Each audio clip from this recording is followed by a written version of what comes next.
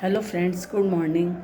Wants to tell you a very beautiful story which I read I think when I was in college in graduation, but I understand the moral of the story today and I want to share with all of you. And the story title is Broken Wings. Once a very beautiful bird, lady bird having very beautiful wings and having small children with her, wants to fly from that cage because she wants to wandering the all things outside है ना.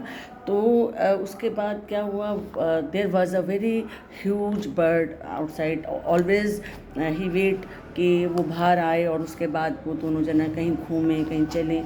और every time वो knock करता था उसके बाहर, cage के बाहर ऐसे नॉक करता था तो वो आती थी और उसको वो अच्छा भी लगता था. तो लेकिन उसके पास उसके बच्चे थे और जो उसका पार्टनर था, जो उसका मेल बर्ड था, वो बस खाना देता था चला जाता था. वो उसके पैरों पे वो उड़ नहीं पाती थी. तो ये बात समझ में नहीं आती थी कि वो जब भी उसको बाहर आके नॉक करता है तो वो उड़ क्यों नहीं पाती, why she don't want to fly.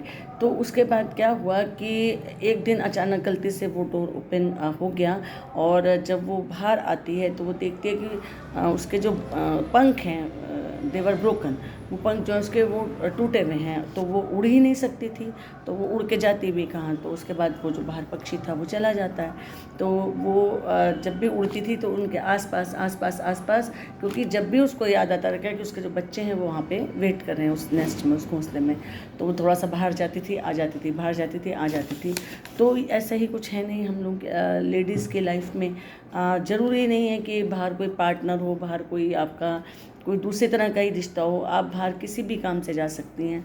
तो ब्रोकन विंग्स की कहानी मुझे कहीं ये बताती है कि जो मदरहुड है ना वो एक त्याग है.